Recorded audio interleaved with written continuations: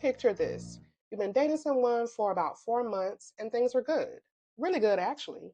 But last week, he took 2 hours to text you back and your stomach did that drop thing and you found yourself Googling signs of avoidant attachment at about 11 p.m. on a Tuesday. Or maybe it's this one. You've been married for 6 years and your wife needs a solid hour alone after work before she can talk to anyone, including you. And some part of you wonders if that means she doesn't want to be close to you. Here's the thing nobody tells you. Not everything that bothers you about your partner is a red flag, but not everything that bothers you is just a harmless quirk either. So, how do you actually tell the difference? I promise you, most people are just guessing, and a lot of them are guessing wrong in both directions. I'm Sharon, a postgraduate therapist specializing in relationship and sex therapy, currently working under clinical supervision towards my LMFT and LPC in Georgia, and an ASEX sex therapy certification trainee. I work with individuals, couples, and people in consensually non monogamous relationships, also known as ethically non monogamous. And if there's one question I get more than almost any other from clients, friends, strangers in the DM, somebody who's a waitress at my table, it is some version of, is this actually a problem or am I just being too sensitive? Or on the flip side, am I ignoring something that I shouldn't? Today, I'm going to give you an actual framework for answering that, not just vibes, not a checklist that you saw on TikTok at 1 a.m., although I probably need to create one.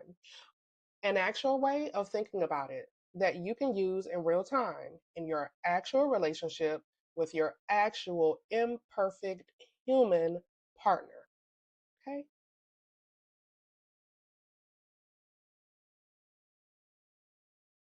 So let's talk about why this even became a question that we have to ask out loud. Well, we live in a culture that has gotten very, very good at spotting red flags. Every app, every feed, every 15-second video is ready to hand you a diagnosis for your boyfriend's behavior. Either he's avoidant, she's a narcissist, he's love bombing you. And look, some of that awareness is genuinely good because about 10 years ago, most people didn't even have language for gaslighting or control or coercion, and now they do. And that is real progress that really matters. People are leaving genuinely harmful situations faster because they finally have words for what is happening to them. I don't want to take that away from anyone because I personally know people who have stayed in abusive relationships way, way, way too long. But here's the cost nobody talks about. I've sat with people, smart, self aware, emotionally healthy people, who walked away from genuinely good relationships because they pathologized normal incompatibility, because their algorithm told them that needing time alone is an avoidant attachment, that having a lower sex drive some weeks is a deal breaker, and that a partner who processes conflict slowly out loud over a day or two instead of resolving it in one sitting is stonewalling instead of just being a person who thinks a bit slower. Once upon a time, I knew someone, and I'll call her Maya, and that's not her real name, who broke up with someone she'd been in a relationship with for over a year because he didn't want to proceed to process a disagreement the second that it happened. He'd say, "Can we talk about this tomorrow? I need time to think." And she'd read 3 articles that told her that was a red flag, that healthy partners, they actually lean into conflict immediately. So she ended it. However, 8 months later, she told me she thinks she left a good relationship because she diagnosed a difference as a disorder. Listen to that. Someone diagnosed or pathologized a difference in behavior, a difference in processing styles, a difference in relational patterns as a disorder. Mm. That's the cost of a culture that is fluent in red flags but illiterate in nuance. So let's build some actual nuance here today. Let's start with a red flag and what it actually is, because the word gets used so loosely now that it's almost lost its meaning. A red flag isn't just something that's annoying. It's not something that's uncomfortable or something that made you cry once or something your friend thinks is kind of weird. A red flag is a pattern that signals potential harm to your safety, your dignity, or your ability to grow as a person inside the relationship. And let me break that down into what it actually looks like day to day, because harm can sound abstract until you see it in a real scene. First, consistent dishonesty or deception. Not the white lie about liking the gift that you didn't like. I mean, the pattern. The finances he's hiding, the ex he's still talking to and denying it, the stories that don't add up and keep not adding up. One lie is a mistake, a pattern of lies is information. Second, control. This is control over your time, where you go, who you see, how long you're allowed to be somewhere without a debrief. Control over your finances, not shared budgeting, but restriction, surveillance, or using money to limit your choices. Control over your relationships, slowly, quietly narrowing your world down to just them. And control over your body, pressure around sex, around what you wear, around your reproductive choices. And that last one is a hard line, always. Third, this is a big one, and it's one of the most reliable predictors we have in relationship research: contempt.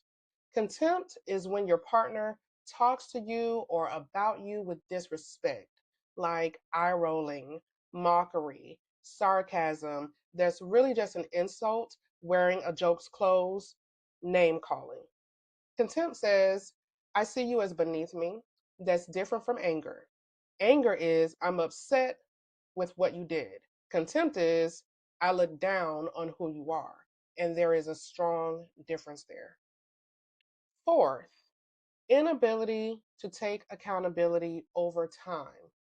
Everybody messes up. The question is, what happens after? Can they say, I was wrong? I'm sorry.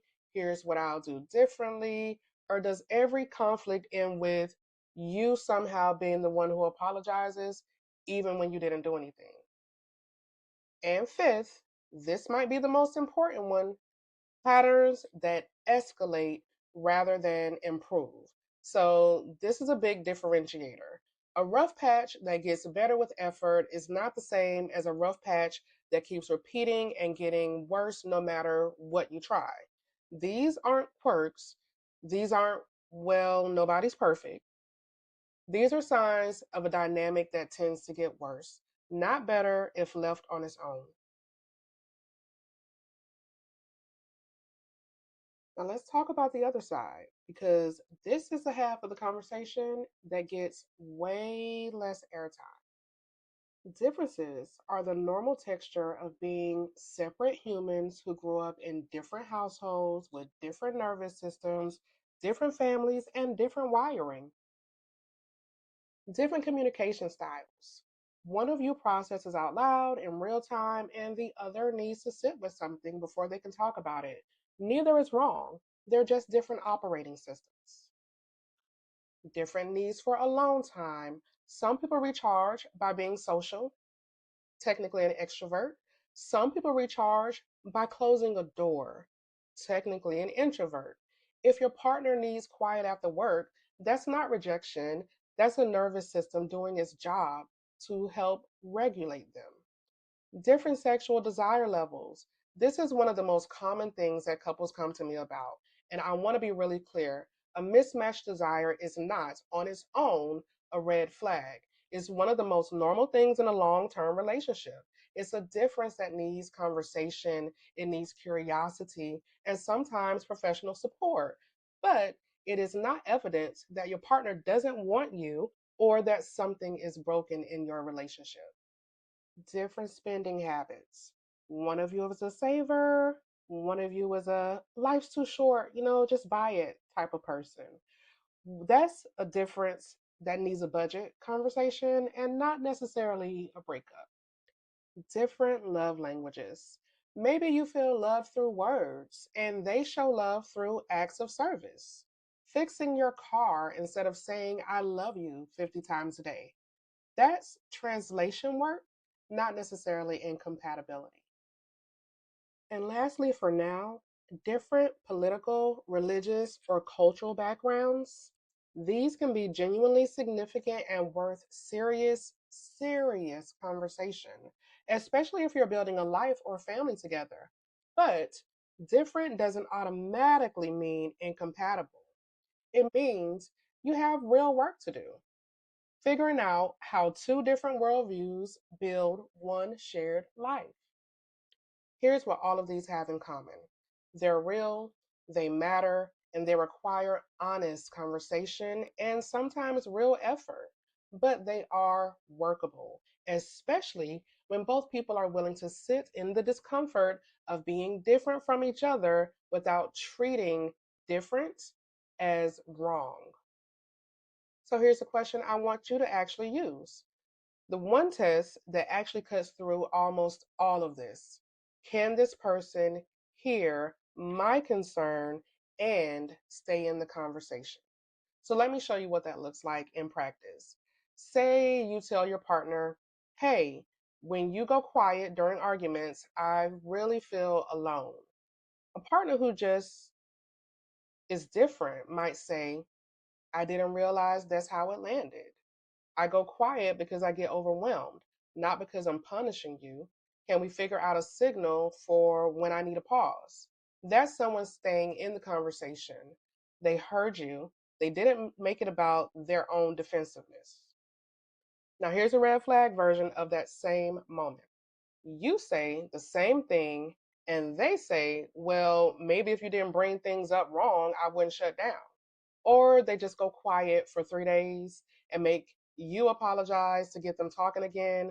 That's not a difference in communication style anymore. That is using withdrawal as a weapon and using your discomfort as leverage. Same behavior, someone is going quiet, completely different meaning, depending on what happens when you name it. So here's a simple framework I actually use when I'm working with clients, and I want you to really sit with this one because it's the whole video in one sentence. Is this pattern causing harm or is it causing friction? Friction is normal. Two real people with two real histories and two real nervous systems living in close proximity, that's going to generate some friction. The blanket hogging, the different opinions about how loud the TV should be, the why do you always leave the cabinet door open conversation you've had 400 times. That's not failure. Honestly, that is intimacy. That's what it looks like to actually let someone see you unglamorous in all of your ways. Harm is different. And I want you to describe what harm actually feels like in your body, not just intellectually. Harm is when you feel consistently smaller after being around them. Harm is when you feel afraid, not nervous like before a hard conversation, but genuinely afraid of a reaction that you might get.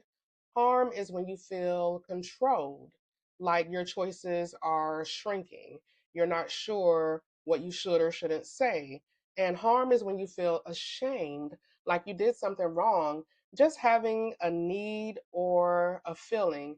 Harm is also that feeling like you have to walk on eggshells and be extra careful when you are around this person. And here's a quick gut check you can run. After a hard conversation with your partner, do you genuinely feel closer to them, even if the conversation was uncomfortable? Or do you feel smaller, more alone, more like you need to walk on eggshells? That difference, closer versus smaller, is often the clearest signal that you'll have. And I want to give you one more layer here because this is where it gets genuinely tricky. Sometimes a difference left unaddressed for years can start to feel like harm, not because your partner is doing anything malicious, but because nobody ever did the work of translating across the difference. A desire discrepancy, for example, differences in libido, that's never talked about, honestly, can curdle into one partner feeling constantly rejected and the other feeling constantly pressured. That's not because either person is a villain, it's because a workable difference became a wound through silence. So, sometimes the fix isn't, this is a red flag, leave. It's, this is a difference that's gone unaddressed for too long, and it's time to actually talk about it, and maybe with some support.